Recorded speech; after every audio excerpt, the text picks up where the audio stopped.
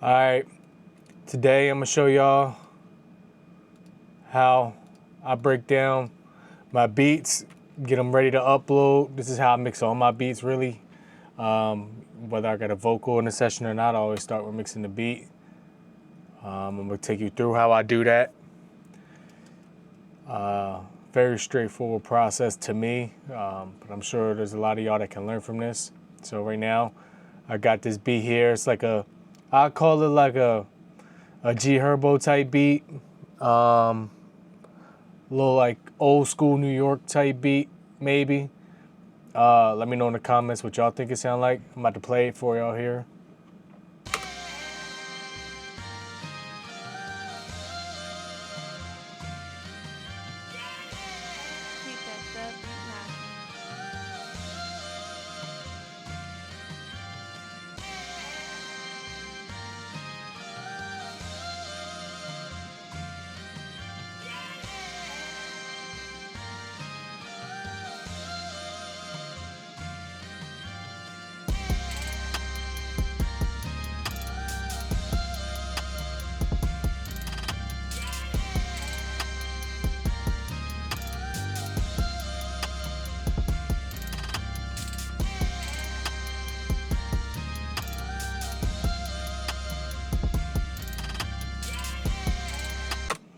All right, so that's pretty much the gist of it.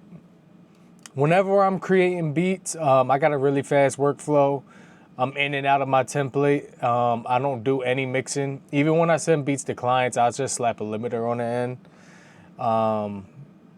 And I don't really do any mixing. There's some light leveling as I'm creating, but I'm usually in and out. Like I said, I can make a beat in 10, 15 minutes, sometimes less if I'm using like a beat pack loop or something like that, if I'm not digging for a sample or whatever the case may be, if I'm doing some go-to drums or whatever, like I'm in and out.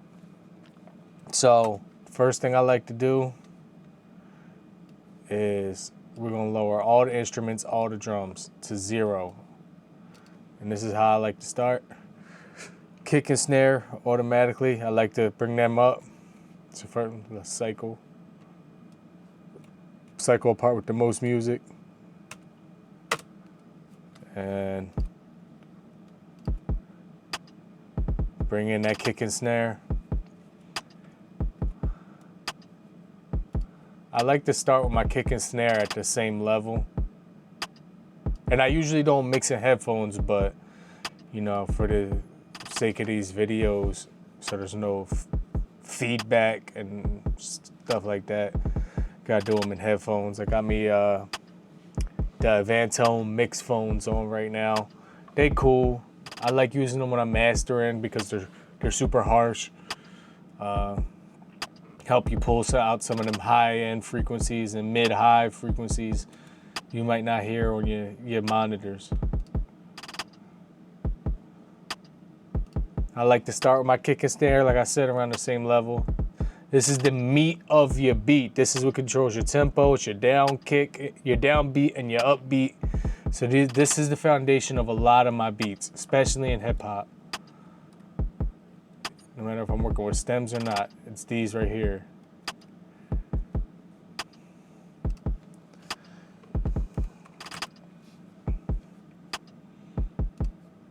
Pull up gold clip track. Shout out Ryan Schwab. We in Philly right here.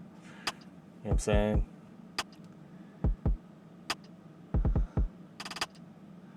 I like to bring down the clip right until I start to hear the kick change. And if I don't like how the kick sound is changing, I'll back off. Sometimes I'll flip through the modes. That one sounds more natural. So modern, I can feel like I can get a little more. There we go.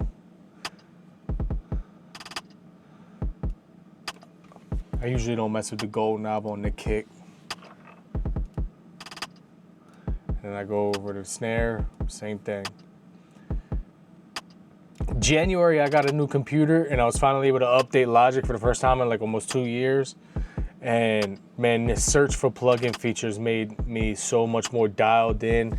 I don't even really experiment on plugins no more. I go straight to my go-to moves. Like I feel like an NBA power forward. I'm going straight to my post moves that I know work, and I'm getting in and out of there. I've canceled so many plugin subscriptions since this has been out because I just find myself going to the same stuff.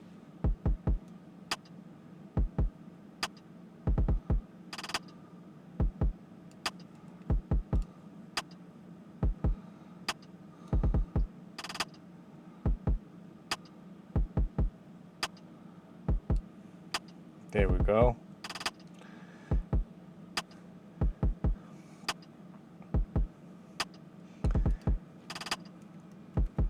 I don't like to high pass my kick.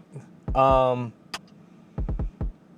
main reason is just the headroom thing. I don't know what it is about high passing kicks, but it seems to just eat headroom up. I don't know if it's because it's changing the phase of the audio or what, but it just seems to eat the audio up, and then you gotta add more compression or a clipper or something that's gonna actually alter the sound of your snare in a like way that I'm not really too fond of. So unless I'm running into some problem down the road in my low end, I don't even think about it. It's like I just kind of leave it how it is. I'm not going to waste time trying to tame something that's not even really there when it's eating up headroom. And to me, headroom is the most important thing, especially when mixing beats. I'm gonna go with a hat.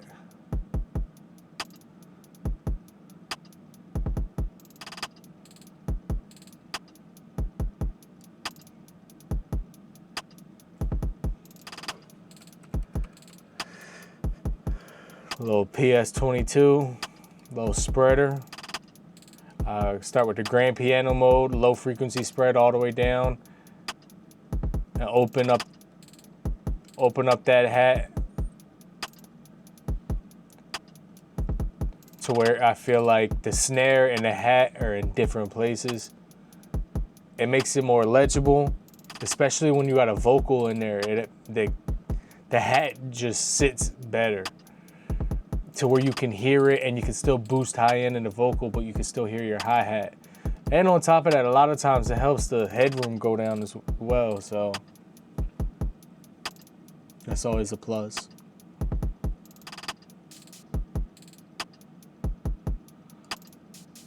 A little dirty open hat, sorta. I think I'm gonna pan this one over.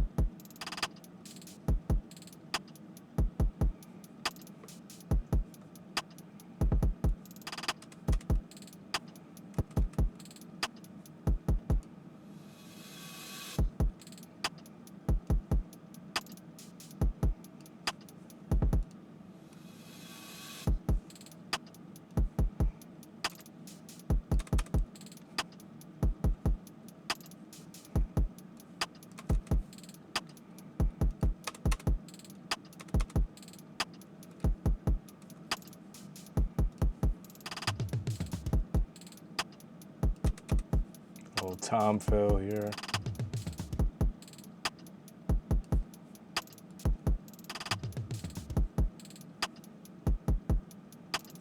Trying to make some depth. Not everything got to be in your face. If everything's in your face, nothing's in your face. It's kind of how I look at it.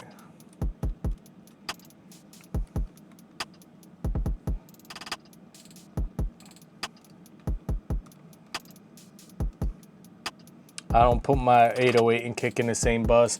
I go back and forth with that a lot. Sometimes my kick and my 808 are their own bus, and then all of my tops, my drum tops are in a separate bus. I go back and forth with that, but you'll see why I switched it in a second. Now see, some of these loops got processing on them from when I was making the beat, and then I just bounced it out. Probably just some filtering, maybe a reverb.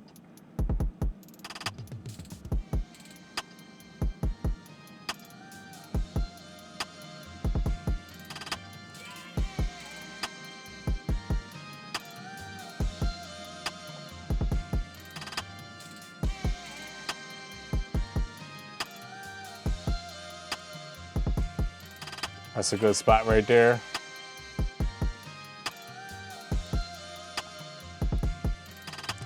All right, now we got most of the leveling done. I'll bring the 808 in now.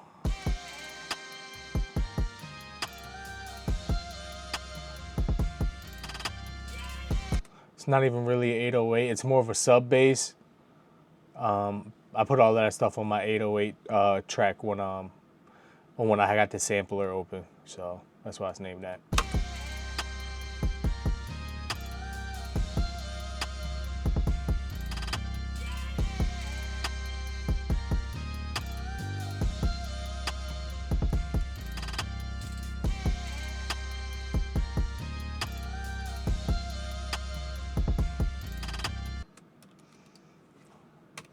Put some MV2 on it. Got a little preset from Ben Thomas. I got this off of Pure Mix when I had a subscription there.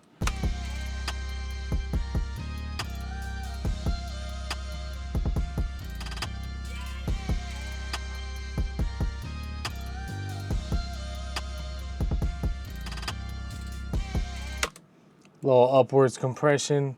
We just trying to get this 808 to sit, honestly.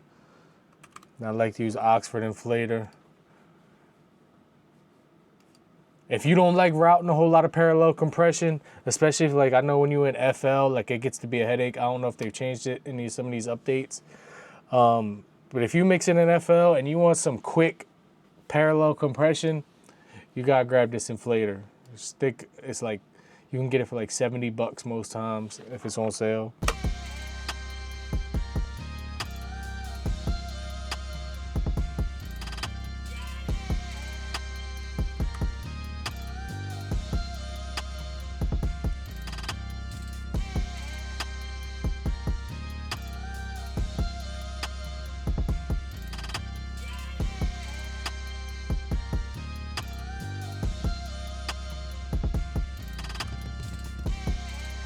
Little orange clip.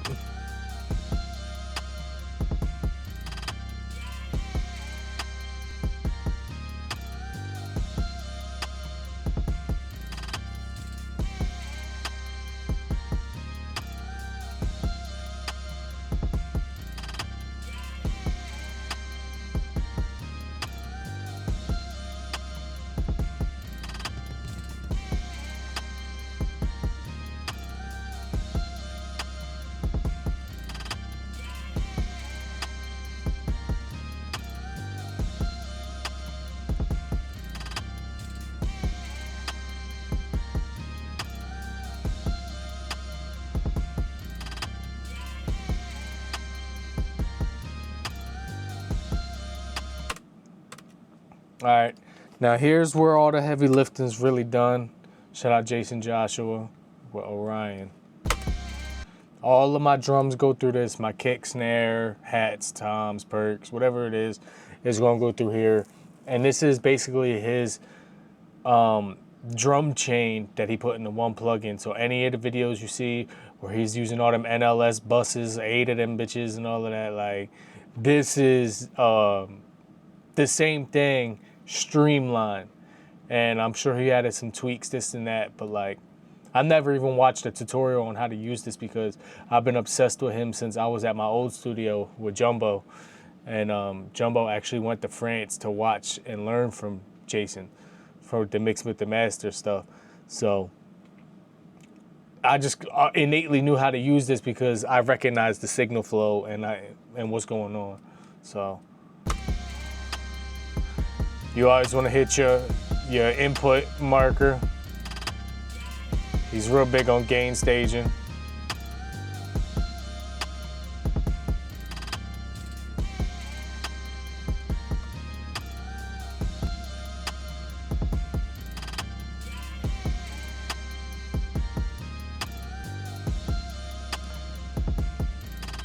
And this is the NLS bus. This is the color right here.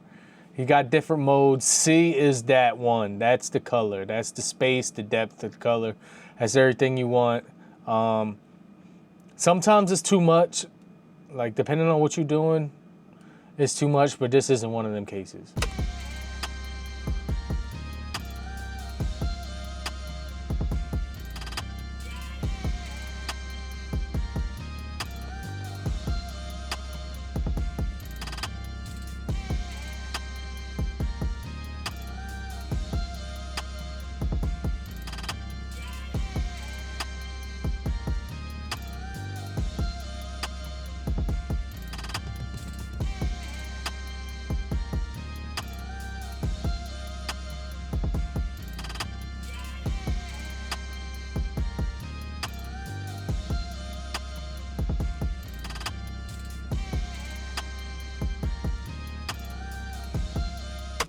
That's a lot of the heavy lifting right there. I'll walk you through it.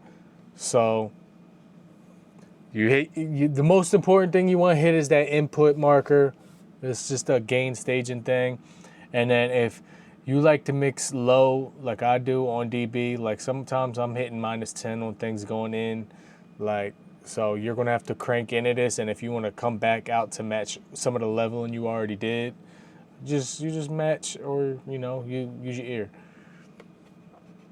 You can add a little of this R bass style harmonics around the bottom. If you got a kick in there, you really hear it on the kick. If not, it'll kind of meaty up some of your snare and things like that. This compression, I always like to back off of it. It just pushes it up a little bit, and that's all you need. You don't need a ton. Like, just depending on what this reader says, you just pull it back. Just listen. A little bit of upwards, like a transient shaper in the upper right here with this lift. If you feel like you want to get some more dance out of your hi-hat, this is what you do. It's not going to necessarily make it louder, but it's going to make it groove a little more. And then you can add some parallel. This is, all these numbers are like straight off the Pultec, or if not, they're very close to the Pultec numbers. And then, you know, you just add a little bit of this warm EQ in here.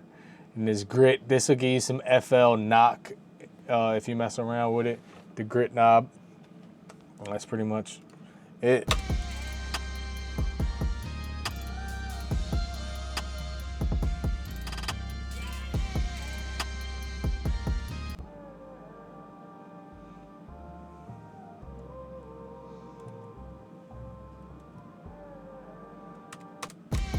Sounds like I put halftime on that when I was creating it. All right. Then I go over to my instrument bus, and I use RC20 like a channel strip right on the instrument bus a lot of times, depending on how many instrument stems I actually have. So first thing I'm gonna do is I'm gonna drive into this tube right here.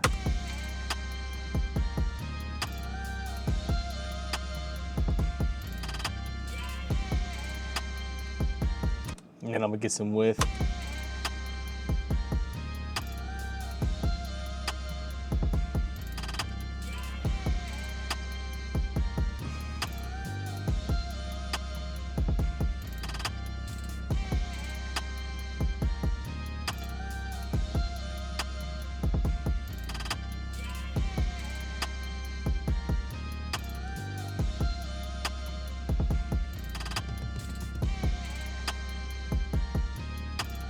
Sometimes I do more, sometimes I add some space if my instruments is dry, if I'm not using a sample. Sometimes even if I'm using a sample, I like the way it makes it kind of transition. It's not as an abrupt stop on the files when you add like a little 5% space. I'm not going to do that this time though. And sometimes I do use this tilt EQ, but I like the balance I got right here.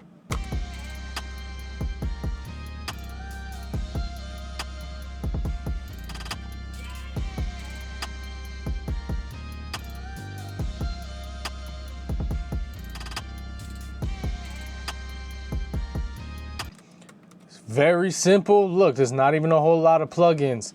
There's more about leveling, gain staging, controlling your peaks. It's about your headroom and getting that depth. You know, it's not a whole lot happening. I don't use a lot of compression. I don't use a lot of crazy tricks. You know, my main elements get the most mixing and processing, and the rest kind of falls in place after that. And that's how I mix my beat stems.